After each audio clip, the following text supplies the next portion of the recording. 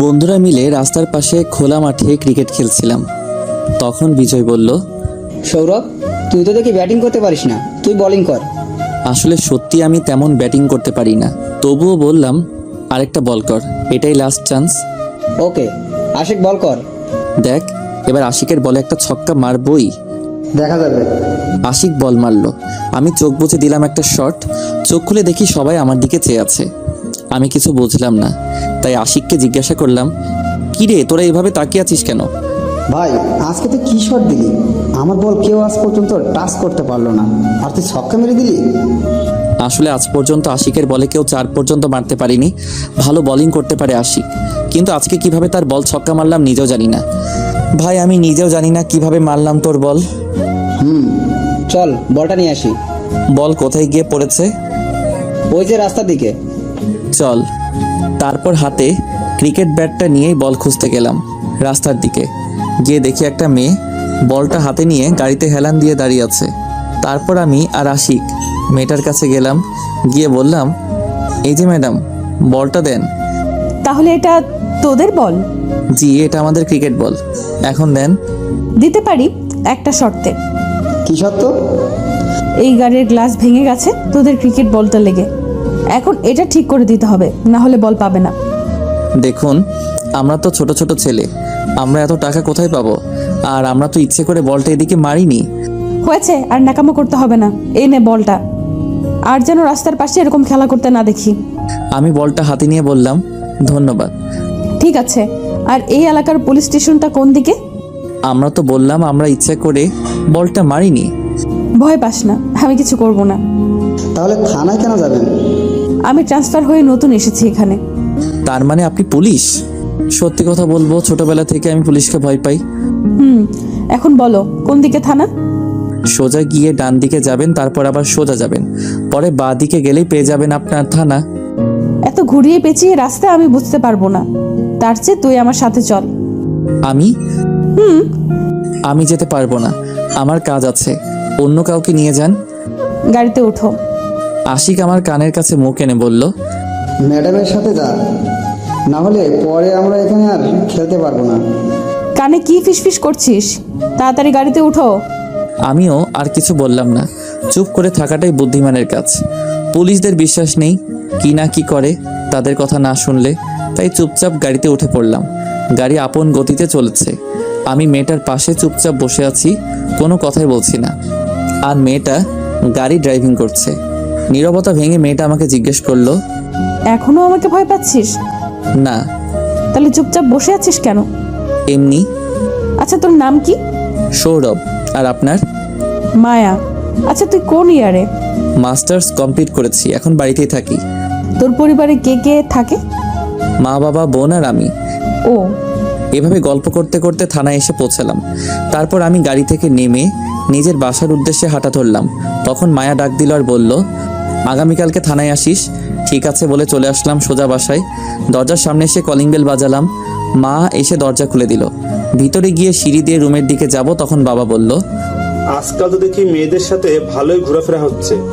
তেমন কিছু না, আমাদের এলাকার থানায় নতুন এসেছে তো, তাই রাস্তা দেখানোর জন্য আমাকে নিয়ে গেছিল। যা, এখন ফ্রেশ হয়ে আই, একসাথে খাবার খাবো। ওকে বাবা। তারপর রুমে এসে ওয়াশরুম থেকে ফ্রেশ হয়ে এসে খাবার টেবিলে গিয়ে খাবার খেয়ে রুমে এসে একটু ঘুম দিলাম। ঘুম ভাঙলো সন্ধ্যায়। ঘুম থেকে উঠে ফ্রেশ হয়ে রাস্তায় হাঁটতে বেরোলাম। হাঁটতে হাঁটতে বন্ধুদের আড্ডাখানায় চলে এলাম। সেখানে কিছুক্ষণ বন্ধুদের সাথে আড্ডা দিয়ে বাসার দিকে হাঁটা ধরলাম। কিছুক্ষণ যাওয়ার পর দেখি বিকালের মেয়েটা মানে মায়া কয়েকটা ছেলেকে গাড়ির সাথে বেঁধে পেটাচ্ছে। আমি তো দেখে ভয় পেয়ে গেলাম। বিকেলবেলা যখন দেখছি তখন খুব শান্তভাবে কথা বলেছে। আমি মনে করেছিলাম মেয়েটা শান্তশিষ্ট, এখন তো দেখি তার উল্টো। আজকে মাত্র এই থানায় নতুন এলো আর আজকেই পেটানো শুরু করে দিয়েছে। আর সেসব কথা না ভেবে আমি আমার মতো করে রাস্তার অন্য পাশ দিয়ে পকেটে ঢুকিয়ে মাথা নিচু করে যাচ্ছি, আর সেদিকে আর চোখে তাকাচ্ছি। ছেলেগুলোকে দেখে আমার চেনা চেনা মনে হচ্ছে। আরে, এরা তো রাস্তার পাশে দাঁড়িয়ে থাকা বখাটে বা লুচ্চা ছেলে। মানে কলেজের মেয়েরা যখন রাস্তা দিয়ে যায় তখন রাস্তার পাশে দাঁড়িয়ে মেয়েদের ডিস্টার্ব করে বা খারাপ খারাপ কথা বলে। কদিন আগে আমাদের হাতেও মাইর খাইছে বিজয়ের বোনকে ডিস্টার্ব করার জন্য। মনে হয় আজকেও এরকম করেছিল, তাই উত্তম মধ্যম দিচ্ছে। একসময় চোখ পড়লো মেয়েটার উপর, মানে মায়ার দিকে। বাব্বা, মেয়েটার কি শক্তি! একজন পুরুষের শক্তির সমান হবে। ছেলেগুলোকে এমনভাবে পেটাচ্ছে মনে হচ্ছে হসপিটালে যাওয়া ছাড়া উপায় নেই। আর ছেলেগুলো ব্যথায় ছুটে বলছে, ম্যাডাম জীবনে আর এরকম কাজ করব না, এবারের মতো ক্ষমা করে দেন। এবারের মতো ক্ষমা করে দিব, কিন্তু এই এলাকায় যেন আর না দেখি। মায়া একজন কনস্টেবলকে ডেকে বলল, এদেরকে হসপিটালে নিয়ে যাও। তারপর কনস্টেবল ছেলেদের হাতে পায়ে বাঁধা রশি খুলে গাড়িতে উঠিয়ে হসপিটালে নিয়ে চলে গেল। এতক্ষণ দাঁড়িয়েছিলাম, যখন হাঁটা দিব কি জানি কি মনে করে মায়া এদিকে তাকালো আর আমাকে দেখতে পেয়ে ডাক দিল, এই তুই সৌরভ না? এদিকে আয়। আমি মায়ার কথা শুনে ভয় পেয়ে যেই দৌড় দিতে যাব, কিছু একটার সাথে বাড়ি খেয়ে মাটিতে পড়ে গেলাম। যখন উঠতে যাব তখন চোখে সর্ষে ফুল দেখছি, পরে আর কিছু মনে নাই। যখন আমার জ্ঞান ফিরল তখন নিজেকে একটা রুমের মধ্যে আবিষ্কার করলাম। আমি উঠতে চেষ্টা করছি কিন্তু পারছি না, মাথাটা কেমন যেন ভার ভার লাগছে। তবুও কোনো মতে উঠে বসলাম। কপালে হাত বুলিয়ে দেখি পুরো কপালে ব্যান্ডেজ লাগানো, গলাও শুকিয়ে যাচ্ছে। কোনো মতে দাঁড়িয়ে চৌকিটা ধরে অন্য পাশে টেবিলের উপর রাখা পানির জগটার কাছে গেলাম। সেখানে রাখা চেয়ারটার উপর একটা হাত দিয়ে ভর করে আর অন্য হাত দিয়ে জগ থেকে গ্লাসে পানি ঢেলে পানি খেয়ে নিলাম। এখন মাথাটা কেমন যেন বেশি ভার মনে হচ্ছে আর চোখটা যেন কেমন গুলিয়ে যাচ্ছে। তখন দরজা খোলার শব্দ শুনে ভয় পেয়ে দরজার দিকে তাকালাম। চোখ দুটো কেমন ঘোলা ঘোলা, স্পষ্ট করে দেখা যাচ্ছে না, কিন্তু মুখটা চেনা চেনা লাগছে। তাই জিজ্ঞেস করলাম, কে আপনি? আর আমার দিকে এভাবে এগিয়ে কথাগুলো শেষ করে বলার আগেই আমি আবার জ্ঞান হারিয়ে ফেললাম। যখন আমার জ্ঞান ফিরল দেখি মায়ার কোলে আমি মাথা রেখে শুয়ে আছি আর মায়া আমার চুলগুলো বিলি কেটে দিচ্ছে। তা দেখে আমি ওঠার চেষ্টা করছি দেখে মায়া আমাকে বলল, উঠতে হবে না, শুয়ে থাক। তবুও আমি ওঠার চেষ্টা করছি আর মায়াকে বললাম, মায়া ম্যাডাম আমি বাড়িতে যাব। বলছি না চুপচাপ শুয়ে থাক। আমার জন্য মা বাবা বোনরা চিন্তা করবে, আমাকে এখন যেতে হবে। তোর কোথাও যেতে হবে না, আর আমি তোর ফোন বাড়িতে জানিয়ে দিয়েছি। কি বলেছেন? বলেছি তুই আজকে একজন ফ্রেন্ডের বাসায় থেকে যাবি। ও, মনে মনে ভাবছি মেয়েটার বুদ্ধি আছে, এখানে যে আছি সেটা বলেনি। কি ভাবছিস? কিছু না। তুই চুপচাপ শুয়ে থাক, আমি তোর জন্য খাবার নিয়ে আসছি। মায়া আমাকে তার কোল থেকে তুলে একটা বালিশ টেনে বালিশের উপর আমার মাথাটা রেখে সে উঠে চলে গেল। কিছুক্ষণ পর প্লেটে খাবার নিয়ে এসে আমার পাশে বসে প্লেটটা টেবিলে রেখে আমাকে বলল, উঠো। আমি মায়ার কাঁধে হাত দিয়ে কোনো মতে শোয়া থেকে উঠে বসলাম। তারপর আমি মায়াকে বললাম, একটু পানি দিবেন? পানি দিয়ে তুই কি করবি? হাত ধোবো। তোর হাত ধুতে হবে না, আমি খাইয়ে দিচ্ছি। নিজের হাত ধুয়ে প্লেটটা হাতে নিতে নিতে, আমি নিজেই খেতে পারবো, আপনি গিয়ে খেয়ে নিন। চুপচাপ খেয়ে নে, আর আমি এখন তোর সাথেই খাবো। আমি আর কিছু বললাম না। মায়া আমার মুখে খাবার তুলে দিচ্ছে আর আমি খাচ্ছি, আর সাথে মায়াও খাচ্ছে। আমি মায়ার দিকে তাকিয়ে দেখি তার চুলগুলো সামনের দিকে চলে আসছে, হাত দিয়ে সরাতেও পারছে না। এক হাতে আমাকে খাবার খাওয়াচ্ছে আর অন্য হাতে প্লেট ধরে আছে। তাই আমি তার চুল কানে গুঁজে দিচ্ছি। তা দেখে মায়া একটা মুচকি হাসি দিল। খাওয়া দাওয়া শেষ করে আমাকে ওষুধ খাইয়ে শুয়ে দিল। আমি শুয়ে শুয়ে ভাবছি, মেয়েটা বাইরে থেকে দেখতে কঠোর হলেও মনটা ভীষণ ভালো। এসব ভাবতে ভাবতেই কখন যে ঘুমিয়ে পড়লাম। সকালে মুখে কিছু সুরসুরিতে ঘুমটা ভেঙে গেল। চোখ খুলে দেখি মায়ার চুলগুলো বাতাসের কারণে আমার মুখের উপর পড়ছে, আর মায়া মনের সুখে আমার বুকে মাথা রেখে ঘুমাচ্ছে। আমার কিছুটা হলেও তার জন্য কষ্ট লাগলো, কারণ আমি যদি না থাকতাম তাহলে মেয়েটা আরামে তার সুন্দর বিছানায় শুতে পারত। মাথা তুলে দেখি মাথা ব্যথা কিছু হলেও কমেছে। তাই আমি মায়াকে একপাশে সরিয়ে উঠে তাকে কোলে নিয়ে উঠিয়ে বিছানায় শুয়ে দিলাম, যেন এক রূপকথার পরই ঘুমিয়ে আছে। একদম বাচ্চার মতো লাগছে ঘুমন্ত অবস্থায় তাকে। অজান্তেই মায়ের কপালে একটা চুমু দিয়ে দিলাম। তারপর একটা কাগজে লিখলাম, সাহায্য করার জন্য ধন্যবাদ। কাগজটা টেবিলের উপর রেখে আমি চলে আসলাম। মায়ার বাসা থেকে বের হয়ে রাস্তা দিয়ে হাঁটছিলাম, তখন হঠাৎ মাথাটা ঝিমঝিম করে উঠল। প্রচণ্ড ব্যথা শুরু হয়ে গেল। এখন তো রিক্সাও পাওয়া যাবে না এই ভোর সকালে। তাই কোনো উপায় না পেয়ে আশিককে ফোন দিলাম। কিছুক্ষণ রিং হওয়ার পর আশিক ফোন তুলল। হ্যাঁ বল। একটা সমস্যায় পড়েছি, একটু তাড়াতাড়ি আয়। কি সমস্যা আর কোথায় তুই? আমি এই জায়গায় আছি। আমি আসছি, তুই 5 মিনিট অপেক্ষা কর। ফোন পকেটে রেখে দিয়ে সামনের একটা ইটের উপর বসে পড়লাম। মাথায় হাত দিয়ে খুব যন্ত্রণা করছে মাথাটা। কিছুক্ষণ অপেক্ষা করার পর আশিক বাইক নিয়ে হাজির। এসে জিজ্ঞাসা করলো, কি হয়েছে আর তোর মাথায় ব্যান্ডেজ কেন? আগে আমাকে তোর বাসায় নিয়ে চল, তারপর তোকে সব বলছি। ওকে, আয় বাইকে উঠে পড়। আমি গিয়ে বাইকে উঠে পড়লাম। আশিক বাইক স্টার্ট দিল। তারপর চললাম আশিকের বাসায়। অন্যদিকে মায়ার ঘড়ির অ্যালার্মে ঘুম ভেঙে যায়। ঘুম থেকে নিজেকে বিছানায় দেখে চমকে যায় আর ভাবে, আমি তো গত রাতে মেঝেতে বসে চৌকিতে হেলান দিয়ে শুয়েছিলাম, তাহলে এখানে আমি কি করে এলাম? পরে আমার কথা মনে পড়তেই মায়ার দু চোখ আমাকে খুঁজতে লাগলো। এদিক ওদিক তাকিয়েও যখন আমাকে দেখলো না, তখন তার চোখ যায় টেবিলটার উপরে, আর সেখানে কাগজে বড় করে লেখা, সাহায্য করার জন্য ধন্যবাদ। লেখাটা পড়ে মায়া অজান্তেই ফিক করে একটা হাসি দেয় আর ভাবে, এই ভোরবেলায় ছেলেটা কি বাড়ি চলে গেছে? ছেলেটা মাথায় তো প্রচন্ড আঘাত পেয়েছে, তাহলে কিভাবে একা যাবে? মায়া মনে মনে ভাবে, আমি কেন ছেলেটার কথা ভাবছি? ধ্যাৎ। বলে মায়া বিছানা থেকে উঠে ওয়াশরুমে চলে যায়। ওয়াশরুম থেকে ফ্রেশ হয়ে এসে মায়া বিছানা ঠিক করতে যায়। যে চাদরটা তুলে ভাঁজ করতে যাবে, তখন একটা মানিব্যাগ চাদর থেকে ছিটকে এসে মেঝেতে পড়ে। মায়া কৌতূহল বশত চাদরটা রেখে মানিব্যাগটা তুলে দেখে ব্যাগে কিছু টাকা আর একটা ছিঁড়া ফটো। মায়া মানিব্যাগ থেকে ছিঁড়া ফটোটা বের করে দেখে বড় রকমের একটা টাসকি খায়, কারণ ফটোতে মায়ার ছোটবেলায় তার মনের মানুষের সাথে তোলা ফটোর অর্ধেক ফটো। মায়া তাড়াতাড়ি করে তার পার্স ব্যাগ থেকে তার কাছে থাকা এরকমই একটা অর্ধেক ছিঁড়া ফটো বের করে মানি ব্যাগ থেকে পাওয়া ফটোর সাথে মিলিয়ে দেখে, আর সেটা মিলেও যায়। মায়া ভাবে, এই মানিব্যাগটা কার হতে পারে? নাকি সৌরভের? সৌরভকে জিজ্ঞেস করলেই বোঝা যাবে এই মানিব্যাগটা কার। মায়া আর কিছু না ভেবে ঘড়ির দিকে তাকিয়ে দেখে অফিসের সময় হয়ে গেছে, তাই তাড়াতাড়ি করে পুলিশের ইউনিফর্ম পরে থানার দিকে রওনা দেয়। এদিকে আমি আর আশিকের বাসায় পৌঁছালাম। আমি বাইক থেকে নেমে ভিতরে গিয়ে সোজা আশিকের রুমে গিয়ে তার বিছানায় শুয়ে পড়লাম, কারণ মাথাটা বেশি ব্যথা শুরু হচ্ছিল। আমাকে এভাবে শুয়ে পড়তে দেখে আশিক জিজ্ঞেস করলো, সৌরভ, তুই ঠিক আছিস তো, নাকি শরীর খারাপ করছে? আমি ঠিক আছি, মাথার ব্যথাটা প্রচণ্ডভাবে ব্যথা শুরু হয়েছে। ও, তাহলে তুই শুয়ে রেস্ট নে, আমি একটু বাজার থেকে ঘুরে আসি। আসলে আশিকের বাবা আশিক ছোট থাকতেই মারা যায়, আর তাদের ছোট একটা ব্যবসা আছে, সেটাকে তার মা দেখাশোনা করে, আর তার বড় ভাই দেশের বাইরে থাকে, তাই তাকে রোজ বাজার করতে হয়। আমার জন্য ব্যথার ওষুধ নিয়ে আসিস, টাকা নিয়ে যায়। এই বলে আমি পকেটে হাত দিয়ে দেখি পকেটের মানিব্যাগটা নেই, মনে হয় কোথাও পড়ে গেছে, না হলে মায়ার বাড়িতে ফেলে এসে পড়েছি। তাই আশিককে বললাম, দোস্ত, মানিব্যাগটা আনতে ভুলে গেছি, তুই একটু তোর টাকা দিয়ে কষ্ট করে ওষুধ এনে দে, আমি পরে তোর টাকা দিয়ে দিব। আরে, আমি তো তোর জন্য ওষুধ আনতে যাচ্ছি, আর সেই সাথে বাজারটাও করে আসবো। ধন্যবাদ দোস্ত। ঠিক আছে, ফ্রেশ হয়ে নাস্তা খেয়ে নিস, টেবিলে রাখা আছে। ওকে। আশিক বাজারে চলে গেল। আমি আরও কিছুক্ষণ শুয়ে থাকলাম। যখন মাথার ব্যথাটা একটু কমলো, উঠে ওয়াশরুমে গিয়ে ফ্রেশ হয়ে এসে টেবিলে রাখা নাস্তাটা থেকে হালকা কিছু খেয়ে নিলাম। তারপর 2 গ্লাস পানি খেয়ে আবার বিছানায় গিয়ে শরীরটাকে একটু হেলিয়ে দিলাম। তখন হঠাৎ মনে পড়লো আমার মানিব্যাগের কথাটা। মানিব্যাগের কথাটা মনে হতেই চোখ দিয়ে কয়েক ফোঁটা জল গড়িয়ে পড়লো। তার কারণ আমার ছোটবেলার সেই ভালোবাসার মানুষের ফটো। এই একটাই ফটোর অর্ধেক ছিল আমার কাছে, আর অর্ধেকটা ভালোবাসার মানুষের কাছে। পাঠক ভাইরা, চলো ছোটবেলার সময় ফিরে যাই। যখন আমি ছোট ছিলাম তখন আমরা গ্রামে থাকতাম। সেখানেই মিলে আমার মনে রাজকন্যার দেখা। আমাদের গ্রামে একটা নতুন পরিবার নতুন এসেছে আমাদের বাড়ির পাশেই, আর ওই নতুন পরিবারই ছিল আমার মনের রাজকন্যা। তখন আমার বয়স 6 কি 7 হবে, আর আমার মনের রাজকন্যাটার 5 কি 6 বছর হবে। পাশের বাড়ির মেয়েটা প্রায় আমার সাথে খেলতে আসতো। মেয়েটা হঠাৎ একদিন এসে আমাকে বলে, আমি I love you. I love you two.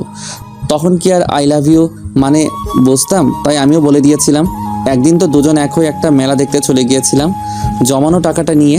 সেখানে একজন কাকুকে দুজন হয়ে বললাম, কাকু কাকু, আমাদেরও ছবি তুলে দিবে? কেন নয়, তোমাদের মতো ছোট ছোট ছেলে মেয়েদের ছবি তুলতে আমার ভালোই লাগে। তাহলে ছবি তুলে আমাদেরকে একটা ছবি দিয়ে দিবে? তাহলে চলো আমার সাথে আমার দোকানে। তারপরে কাকুর সাথে কাকুর দোকানে গিয়ে ছবি তুলে কাকু আমাদেরকে একটা ছবি দিয়ে দিল খামে ভরে। সেটা নিয়ে আমরা খেলতে খেলতে আবার বাড়িতে চলে আসি, আর ছবিটা আমার কাছে আমি রাখলাম। একদিন শহর থেকে খবর আসলো নানু মারা গেছে, সবাই যাওয়ার জন্য তৈরি হচ্ছে। তখন আমি মাকে জিজ্ঞাসা করলাম, মা মা মা আমরা কি এখানে আর থাকবো না? দেখ বাবা, আমাদেরকে এখন থেকে শহরে থাকতে হবে, কারণ তোমার নানি যে সেখানে একা হয়ে যাবে, তাই আমরা সেখানেই তোমার নানির সাথে থাকবো। তোমরা চলে যাও, আমি সেখানে যাব না।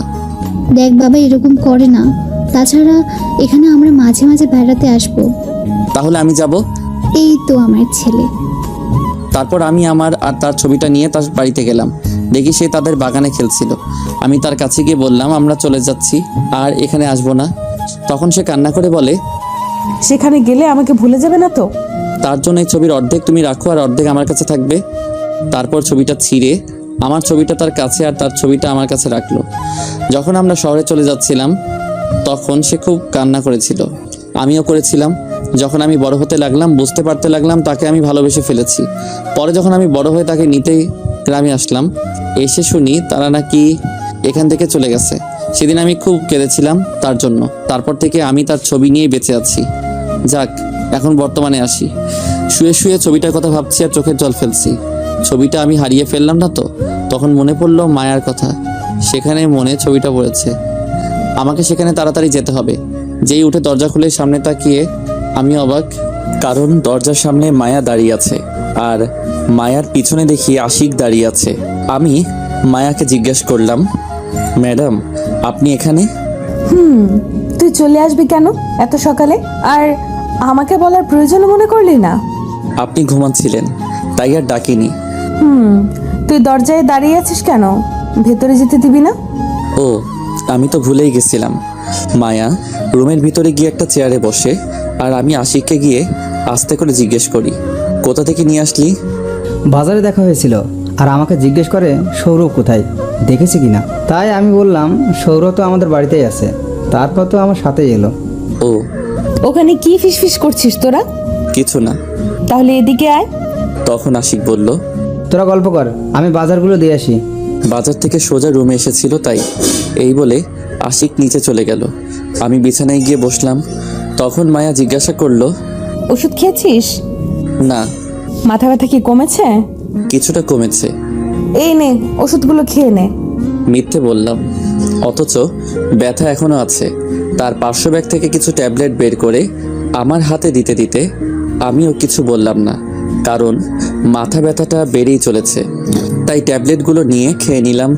তারপর মায়াকে বললাম, ধন্যবাদ কিসের জন্য? এত কিছু সাহায্য করার জন্য। আর এই নাও মানি ব্যাগ। পার্স থেকে বের করে আমার হাতে দিয়ে, কোথায় পেলেন এটা? আমার বাড়িতে তোর পকেট থেকে পড়ে গিয়েছিল মনে হয়, তাই দিতে এলাম। জানেন, এই মানি ব্যাগটাই আমি খুঁজতে যাচ্ছিলাম, আপনারা তার আগে চলে এলেন। তা কি আছে এই মানি ব্যাগে যে এই হারিয়ে যাওয়া ব্যাগটা খুঁজেছিস? আমার ছোটবেলার ভালোবাসা এই মানি ব্যাগে। আমার মনে রাজকন্যার ছবি আছে, কিন্তু সে ছোটবেলায় হারিয়ে গিয়েছে। তাই তার এই ছবিটা নিয়েই বেঁচে আছি। আমি তো তোমার মনের রাজকন্যা। কিছু বললেন? কিছু না। তাহলে এখন আমি যাই, থানায় যেতে হবে তো। আর তোর নাম্বারটা দে। ফোন নাম্বার দিয়ে কি করবেন? রাতে ফোন দিব। ও, এই নেন 0194। তারপর মায়া চলে গেল আর আমি একটু ঘুমানোর চেষ্টা করছি। কি করব, মাথা ব্যথায় ঘুমিয়ে আসছে না। কিছুক্ষণ পর আশিক রুমে এলো আর বলল, আঙ্কেল আন্টি ফোন করেছিল। কি বলেছি পরে? বলেছি সৌরভ আমার বাসায় আছে আর বিকেলে বাড়ি চলে যাবে। খুব ভালো করেছিস। আর মেয়েটা কেন এসেছিল? আমি তারপর আশিককে শুরু থেকে শেষ পর্যন্ত বললাম। এসব শুনে আশিক আমার দিকে হা করে তাকিয়ে আছে। এইভাবে তাকিয়ে থাকিস না, মুখে মাছি ঢুকে যাবে। এসব কিছু হয়ে গেল আর আমাকে কিছু বললি না? সময় পাইনি। এখন একটু রেস্ট নে, বিকেলে চলে যাবি নে। আচ্ছা। তারপর আমি ওষুধ খেয়ে শুয়ে পড়লাম।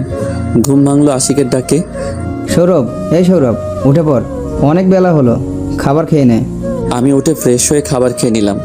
মাথাটার ব্যথা কমে গেছে এখন। তাই আশিককে বললাম, দোস্ত তুই না থাকলে কি যে হতো। থ্যাঙ্কস দোস্ত।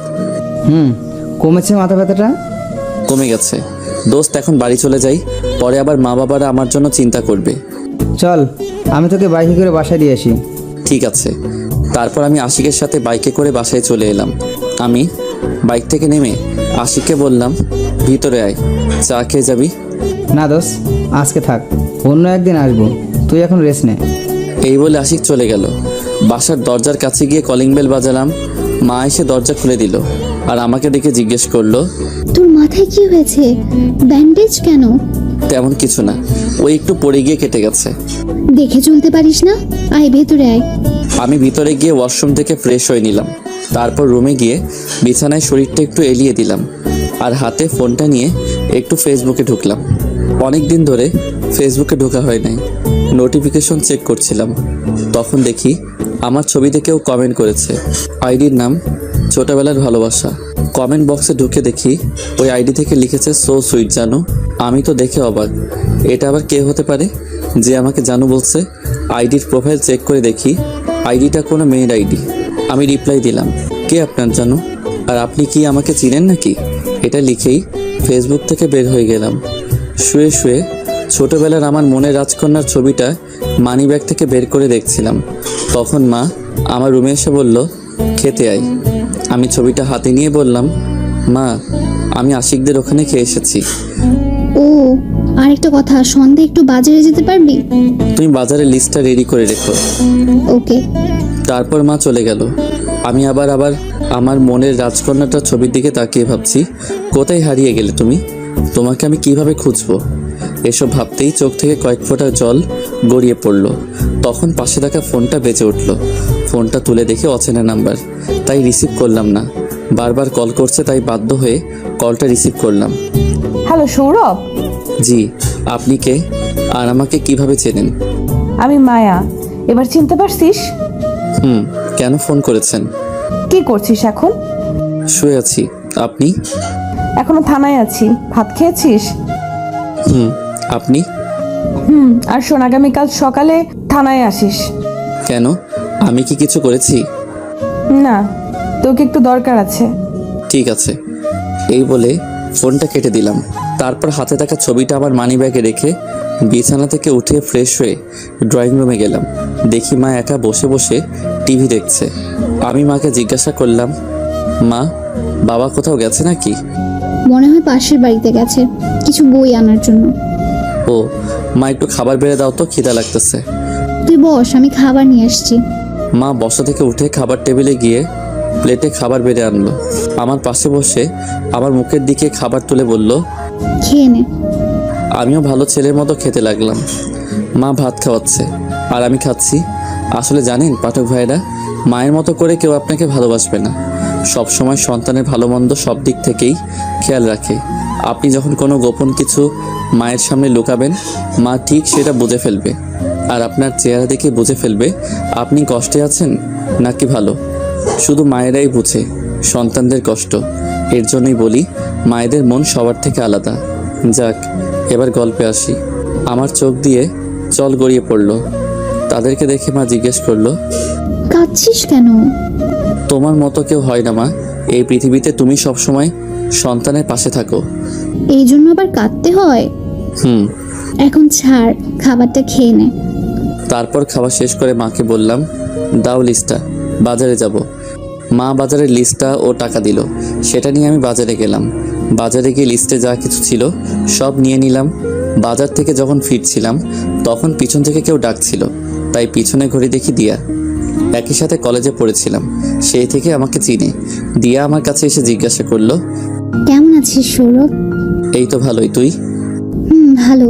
কোথায় গিয়েছিলি, বাজারে নাকি? তোর অবস্থা কি? কোনো চাকরি টাকরি পেয়েছিস? না, এখনো পাইনি। তুই?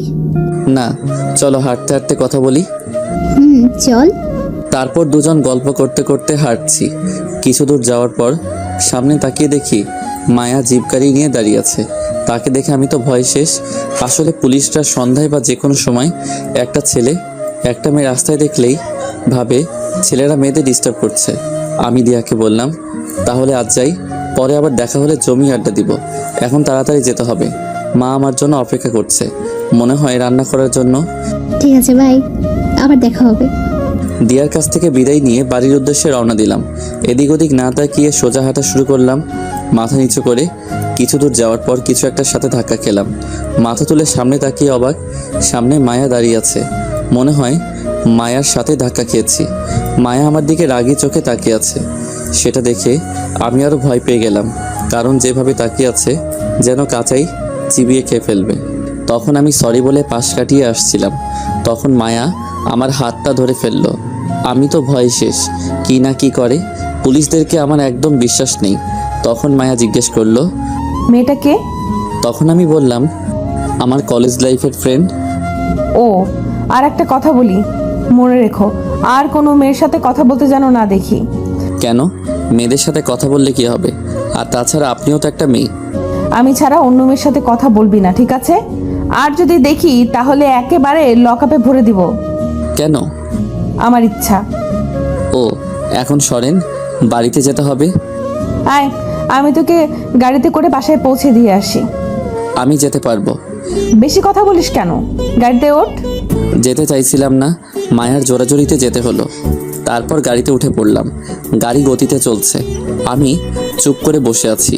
নীরবতা ভেঙে মায়া বলল, আচ্ছা সৌরভ, তোর কি কোনো গার্লফ্রেন্ড আছে? নেই, তবে ছোটবেলায় ছিল একজন, হারিয়ে ফেলেছি তাকে। তাই আর এই প্রেম ভালোবাসায় জড়াইনি। কেন? কারণ সে যদি আবার ফিরে আসে, যদি সে ফিরে না আসে? তাহলে এইভাবেই একা কাটিয়ে দিব বাকিটা জীবন। আর আমার বিশ্বাস সে ফিরে আসবে। ও, গাড়ি থামান, বাসায় এসে গেছি। আসলে কখন যে বাসার সামনে চলে আসলাম নিজেই বুঝিনি।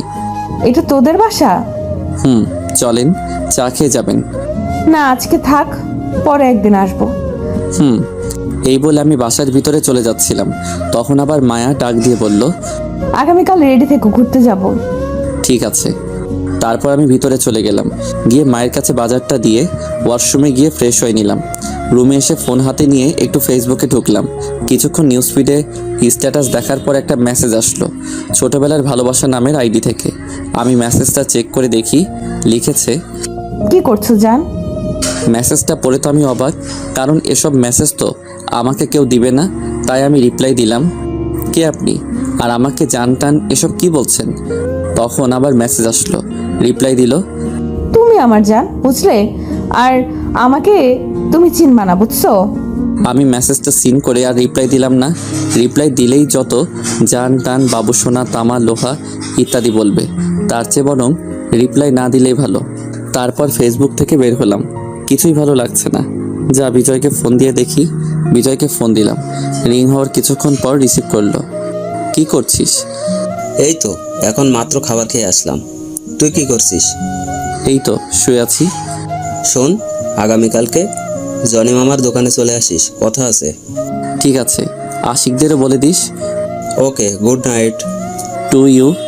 ফোনটা রেখে একটা রবীন্দ্রনাথের গল্পের বই পড়ছিলাম। মা এসে খাওয়ার জন্য ডেকে গেল। আমি বিছানা থেকে উঠে ডাইনিং টেবিলে গেলাম। দেখি আজকে পোলাও করেছে। আহা কি শান্তি, আজকে পেট ভরে খাবো।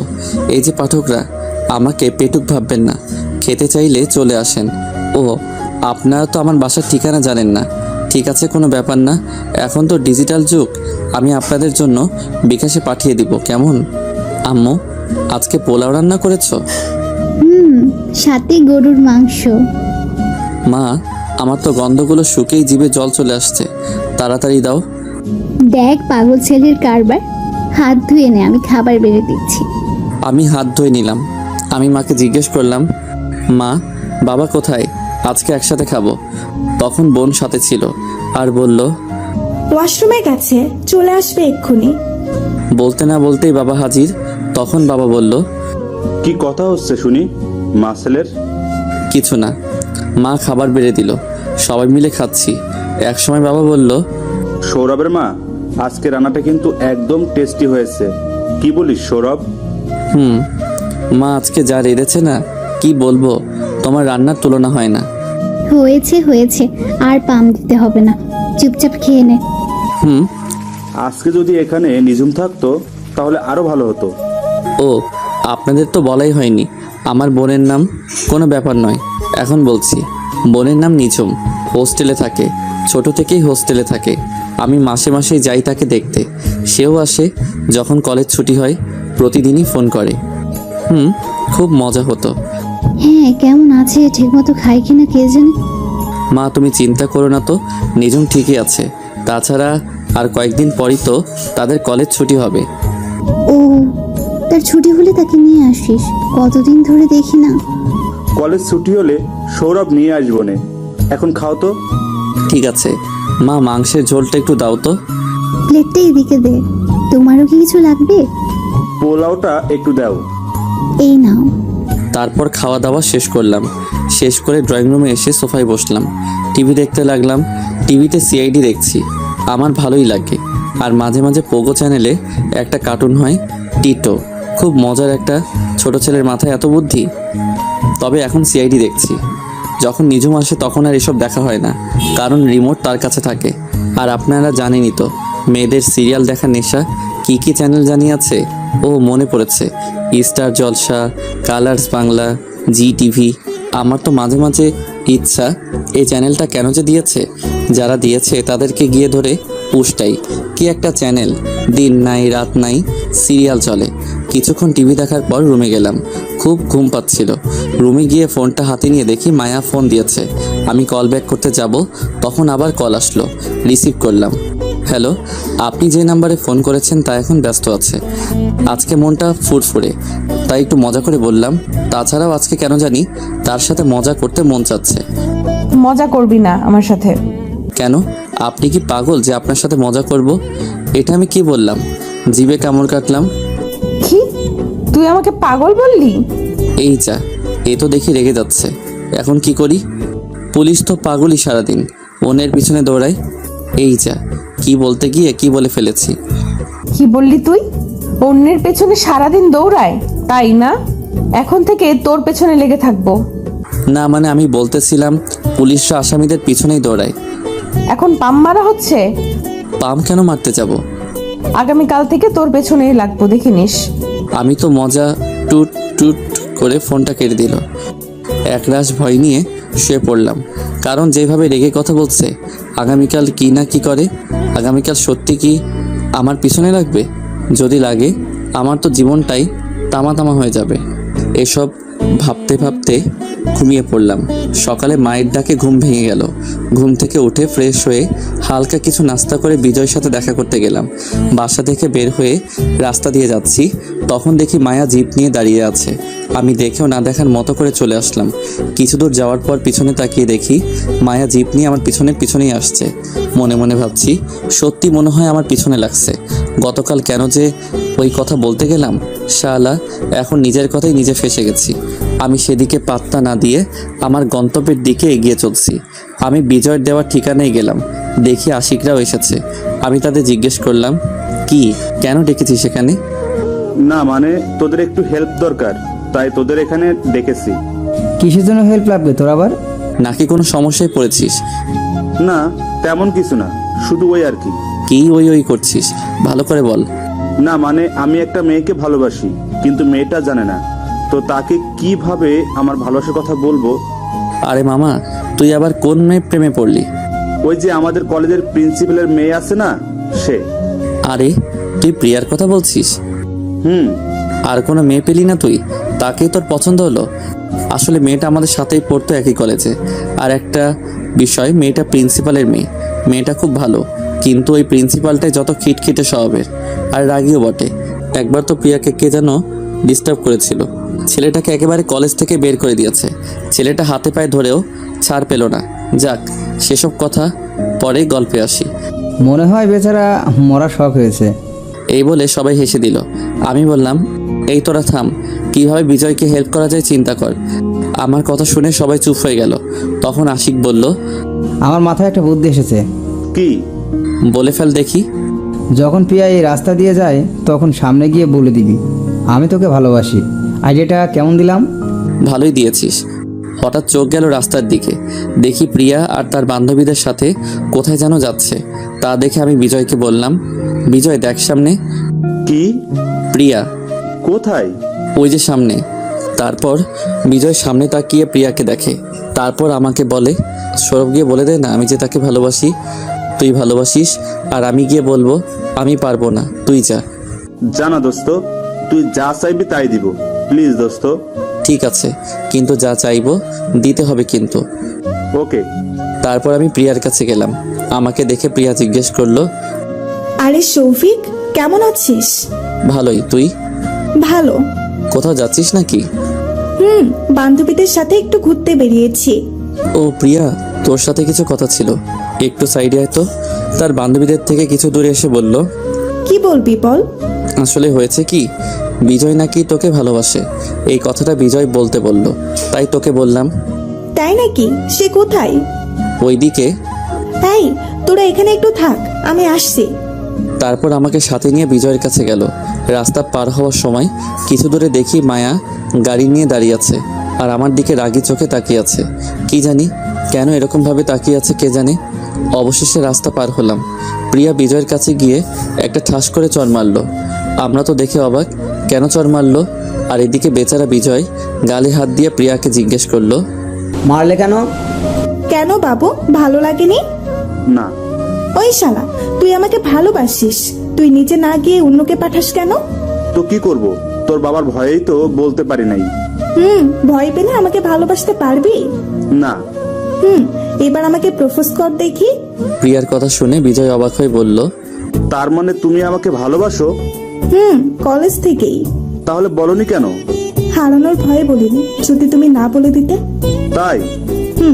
এবার আমাকে প্রপোজ করো। তারপর বিজয় হাঁটু গেড়ে প্রিয়াকে প্রপোজ করে। প্রিয়াও বিজয়ের হাত ধরে তুলে জড়িয়ে ধরে। তখনই প্রিয়ার বান্ধবীরা এসে বলে, আমরাও এখানে আছি কিন্তু। এই বিজয়, এখন কিন্তু যা চাইবো তাই দিতে হবে। কি চাস বল? বেশি কিছু না, ওই পোলাও আর বিরিয়ানি খাওয়ালেই হবে সবাইকে। তাহলে আগামীকাল সকালে চলে আসিস আশিকদের নিয়ে আমার বাড়িতে। আন্টি রান্না কতদিন ধরে খাই না। ঠিক বলেছিস। তখন প্রিয়ার এক বান্ধবী এসে বলল, হ্যালো, হাই, আমি নীলা। আমি সৌরভ। আচ্ছা, আপনার কি কোনো গার্লফ্রেন্ড আছে? নেই। তাহলে তো আমারও হয়েই গেল। মানে এখন আমি আপনার সাথে প্রেম করব, তাই। কি সব বলছেন? আপনার মাথা ঠিক আছে? একদম ঠিক আছে। নীলার সাথে কথা বলছিলাম। তখন প্রিয়া বলল, চলো সবাই, আজকে তোদের জন্য ফুচকা খাওয়াবো। তারপর সবাই চলে গেল ফুচকার দোকানে। আমি তারপর নীলাকে কিছু বলিনি। তখন আমি রাস্তার ওপাশে তাকিয়ে দেখি মায়া দাঁড়িয়ে আছে। তা দেখে তাদেরকে বললাম, তোরা যা, আমার কাজ আছে একটু। তোর আবার এ সময় কি কাজ? আমি আশিকের কানের কাছে গিয়ে বললাম, রাস্তার ওপাশে দেখ কে আছে। আশিক আমার কথা শুনে তাকিয়ে দেখে মায়া পুলিশ ড্রেসে দাঁড়িয়ে আছে। পরে আশিক জিজ্ঞেস করে, মেয়েটা কি পুলিশ? আর সকাল থেকে আমাকে ফলো করেছে। এই, তুই কাউকে বলিসনি তো আবার? আরে না। তাহলে তোর পিছনে লেগে আছে কেন সকাল থেকে? তারপর আমি গতকাল রাতের ঘটনাটা বললাম। তা শুনে আশিক বলল, তোকে মনে হয় ম্যাডাম ভালোবেসে ফেলেছে। আমাকে? তা নয় তো কি, যেভাবে তোর পিছনে লাগছে তা দেখে তো আমার তাই মনে হয়। যা গিয়ে জিজ্ঞেস কর কি জন্য এখানে এসেছে। ঠিক আছে, তোরা যেতে থাক তাহলে। ওকে। তাদেরকে পাঠিয়ে দিয়ে আমি মায়ার কাছে গেলাম। গিয়ে জিজ্ঞেস করলাম, এই যে আপনি আমার পিছনে লাগছেন কেন? গতকাল রাতে তুমিই তো বলছিলা পুলিশরা শুধু শুধু মানুষের পেছনে দৌড়ায়, তাই আজ থেকে তোমার পেছনে লেগেছি। আচ্ছা, আপনি কি আমাকে ভালো টালোবাসেন নাকি? তা বলতেও পারো, কিন্তু কেন? না মানে আপনি তুই থেকে তুমিতে চলে গেলেন। তাই? আর শুনেন, আমি কিন্তু আপনাকে ভালোবাসতে পারবো না। কেন? কারণ আমার ছোটবেলার ভালোবাসা এখনো আছে। হারিয়ে গেলেও আমার বিশ্বাস সে ফিরে আসবে। তোমার সামনেই তো দাঁড়িয়ে আছে। কিছু বললেন? না, কিছু না। ও, তাহলে এখন যাই। এই বলে চলে যাচ্ছিলাম। তখন মায়া বলে উঠল, কোথায় যাচ্ছ? নাকি ওই ডাইনি মেটার কাছে যাবে? কেন, কোনো সমস্যা আছে আপনার? হ্যাঁ, আমার অনেক সমস্যা, কারণ আমি তোমাকে ভালোবাসি। কখন থেকে? যেদিন তুমি মাথায় আঘাত পেয়েছিলে সেদিন থেকেই। ও, তোমাকেও আমাকে ভালোবাসতে হবে। পারবো না। কি বললাম? কই কিছু না তো। এখন চলো। কোথায়? প্রেম করতে। আমি যাব না। তোমাকে যেতেই হবে। এই বলে আমাকে টেনে গাড়িতে উঠালো। আমি আর কিছু বললাম না। যেভাবে রেগে আছে এখন, মায়া গাড়ি চালাচ্ছে আর আমি চুপ করে বসে আছি। কিছু দূর যাওয়ার পর মায়া গাড়িটা পার্কের সামনে থামালো। মায়া গাড়ি থেকে নেমে বলল, নামো। আমিও চুপচাপ গাড়ি থেকে নেমে পড়লাম। তারপর দুজনে পার্কের ভিতরে গেলাম। পার্কের ভিতরে গিয়ে একটা বেঞ্চে বসলাম। চুপচাপ বসে আছি। আমি আশেপাশে তাকিয়ে দেখি একজন আরেকজনকে কিস করছে। তা দেখে আমি বুঝে গেলাম এটা প্রেম করার জায়গা। কিছুক্ষণ পর মায়া নরম সুরে বলল, সৌরভ, তুমি কি আমাকে সত্যিই ভালোবাসতে পারবে না? না। কেন? নাকি তোমার ছোটবেলার ভালোবাসাকে ভুলতে পারছো না? ধরে নাও তোমার ভালোবাসা এসে গেছে। মানে? আমি জানি তোমার ছোটবেলার ভালোবাসা কে, যার ছবি আজও তুমি মানি ব্যাগে নিয়ে ঘুরো। কি ঠিক বললাম তো? মায়ের কথা শুনে আমি অবাক হয়ে গেলাম, কারণ সে কিভাবে জানলো এসব বিষয়ে। তাই অবাক হয়ে মায়াকে জিজ্ঞাসা করলাম, আপনি এসব জানেন কিভাবে? তাছাড়া তোমার ছোটবেলার সবকিছুই আমি জানি। মানে তুমি ছোটবেলার একটা মেয়েকে খুব ভালোবাসো, তার জন্য এতদিন ধরে অপেক্ষা করছো। তা আপনি কি করে জানলেন? কারণ মেয়েটা আমার বাড়িতেই আছে। তাড়াতাড়ি চলেন, আসলে প্রিয় মানুষটাকে দেখতে মনটা খুবই ছটফট করছে। কোথায়? আপনার বাড়িতে। ও চলো। তারপর মায়ের সাথে করে পার্ক থেকে মায়ার বাড়িতে চললাম।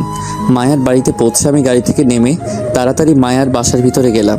আমার এরকম করা দেখে মায়া জিজ্ঞাসা করলো, তুমি এমন করছো কেন? কারণ তাকে অনেকদিন পর দেখবো তো তাই। আর তর সইছে না। কোথায় সে? তোমার পাশেই তো দাঁড়িয়ে আছে। আমি মায়াকে আবার জিজ্ঞেস করলাম, কোথায় সে? আছে। তারপর মায়া তার ঘরের দরজা খুলে আর আমি ভিতরে গিয়ে কাউকে দেখতে না পেয়ে মায়াকে জিজ্ঞাসা করি, ঘরে তো কেউ নেই, কোথায় আছে সে? কেন, আমি তো আছি। মানে আমি তোমার ভালোবাসা। আপনি? আমি। কেন বিশ্বাস হচ্ছে না? না। তাহলে তোমার মানি ব্যাগটা দাও। কেন? দিতে বলছি, দাও। আমিও আর কিছু বললাম না, পকেট থেকে বের করে দিয়ে দিলাম। মায়া মানি ব্যাগটা নিয়ে ব্যাগ থেকে সেই ছবিটা বের করলো। তা দেখে আমি বললাম, এটা আমাকে দিয়ে দিন। মায়া চুপ করে আছে। মায়া তার পার্স থেকে আরেকটা ছবি বের করে সেটা দেখে তো আমি চমকে যাই, কারণ আমার কাছে যে ছিঁড়া ছবিটা ছিল সেটা তার অর্ধেক। আমি মায়াকে জিজ্ঞাসা করলাম, এই ছবিটা আপনি কোথায় পেয়েছেন? ছোটবেলা থেকেই আমার কাছে ছিল। আর এই ছবিটা তুমি কোথায় পেয়েছো? আমার মানি ব্যাগে যে ছবিটা ছিল সেটা দেখিয়ে। কেন? আর এই ছবিতে আমার ছোটবেলার ছবি? মায়া আর কিছু না বলে সোজা এসে আমাকে জড়িয়ে ধরলো। আমি তো অবাকের পর অবাক হচ্ছি, কেন এমন করছে মায়া? আর ছবিটার অর্ধেক অংশটাও তার কাছে। তাহলে কি মায়া আমার? না, আর কিছু ভাবতে পারছি না। এদিকে মায়া আমাকে জড়িয়ে ধরে আছে। ছাড়াতে চেষ্টা করছি কিন্তু কোনো মতে ছাড়াতে পারছি না। মায়া বলছে, এরকম করছো কেন? জানো তোমার জন্য আমি কতটা অপেক্ষা করেছি। আর নয়। কী সব বলছেন? ঠিকই বলছি। আর তুমি মনে হয় আমাকে এখনো বিশ্বাস করতে পারছো না। তাহলে এই দেখো। আমাকে ছেড়ে দিয়ে তার শার্টের হাতা তুলে আমাকে দেখিয়ে, আমি তো দেখে বিশ্বাসই করতে পারছি না। এটা কি করে সম্ভব? তার হাতে এই অক্ষরের একটা ট্যাটু আঁকা। তা দেখে আমি বুঝে গেলাম এটা সেই মানুষটাই। যখন আমরা ছোটবেলায় স্কুলে যেতাম তখন বড় ভাইদের হাতের ট্যাটু দেখে আমাদেরও ইচ্ছা হয়েছিল হাতে ট্যাটু আঁকতে। তারপর একদিন আমরা এক বড় ভাইয়ের কাছে গিয়ে হাতে ট্যাটু লিখে আঁকি। আমার নামের প্রথম অক্ষর এস তার হাতে, আর তার নামের এম অক্ষর আমার হাতে আঁকি। যাক, এখন বর্তমানে আসি। আমি মায়াকে কিছু বলার আগেই মায়া বলে উঠল, তোমার হাতেও কিন্তু এম অক্ষরের ট্যাটু আছে। আমি এখন আরও নিশ্চিন্ত হলাম, কারণ আমার হাতে যে ট্যাটু আছে সেটা আমি আর সে ছাড়া কেউ জানতো না। আমি কোনো কথা না বলে মায়াকে গিয়ে জড়িয়ে ধরে কান্না করে দিলাম। এই কান্না কষ্টের কান্না নয়, আনন্দের কান্না। আমাকে কান্না করতে দেখে মায়া বলল, তাই একদম কান্না করবে না, তাহলে কিন্তু আমিও খেতে দেবো। তাহলে কাছে থেকেও আমাকে বলোনি কেন? তুমি আমার সেই তুমি। বলতে চেষ্টা করেছি কিন্তু পারিনি। আর ফেসবুকে যে আইডি থেকে তোমাকে মেসেজ দিত সেই মেসেজটাও আমি দিতাম, অনেক ভালোবাসি তোমাকে। ভালোবাসবে তো আমাকে? কি বলো? আমিও তোমাকে অনেক অনেক ভালোবাসি, তাই তো আজ পর্যন্ত কোনো মেয়ের প্রস্তাবে রাজি হইনি। তুমি আসবে বলেই। কি? তোমাকে মেয়েরা প্রেমের প্রস্তাব দিত? কিন্তু আমি রাজি হইনি। আজকেও একটা মেয়ে আমাকে কথাটা বলার আগেই মায়া বলল, ওই ডাইনিটা বলেছিল তো?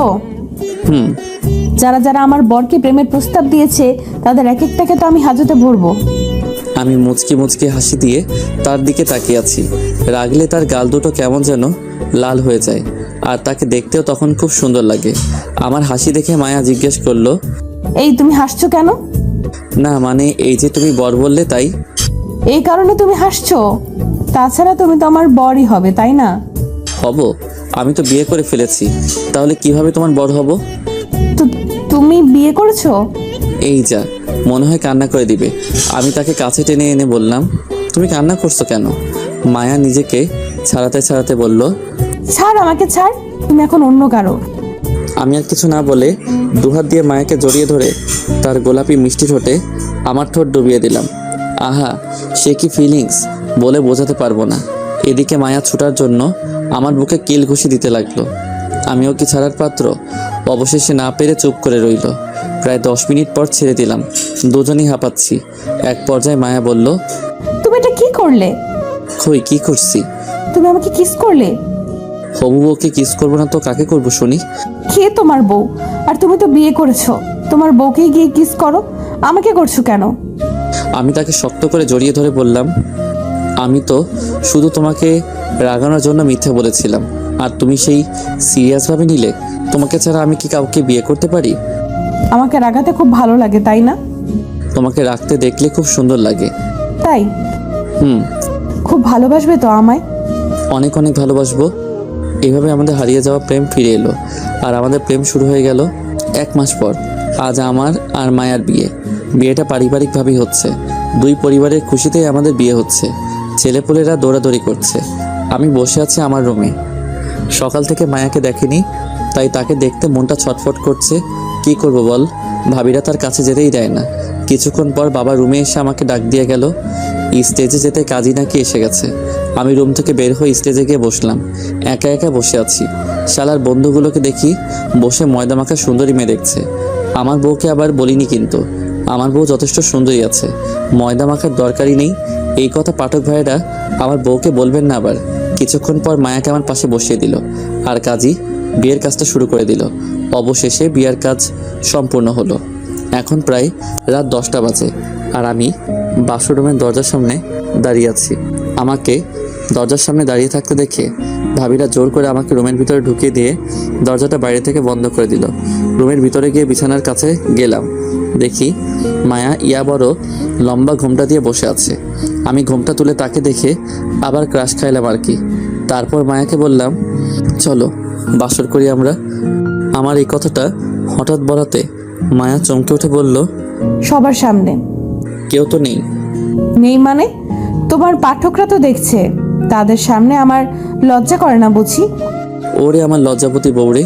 এই যে পাঠক ভাইয়েরা, আপনারা এখন আসতে পারেন। অনেক পড়েছেন, অন্য একদিন পড়ে নেবেন। এখন দেখছেন না আমার লজ্জাপতি বউটা কত কত লজ্জা পাচ্ছে। এই আমি পাঠকদেরকে তাড়িয়ে দিয়েছি, এখন তো শুরু করি। লাইটটা অফ করে দাও। তারপর লাইট অফ, দুজনে মিলে এখন বাসর করতে হবে। এই পাঠক ভাইরা, এখন আপনারা জাননি আপনাদের মা বাবা আপনাদের জন্য চিন্তা করবে তো। এইভাবেই শুরু হলো এই গল্পের আমাদের সুখের সংসার জীবন। ভালোভাবে যেন কাটে তাদের এই সুখের জীবনটা। আজ এখানেই শেষ করছি এই গল্পের এই পর্ব। দেখা হবে আবার কোনো গল্প নিয়ে।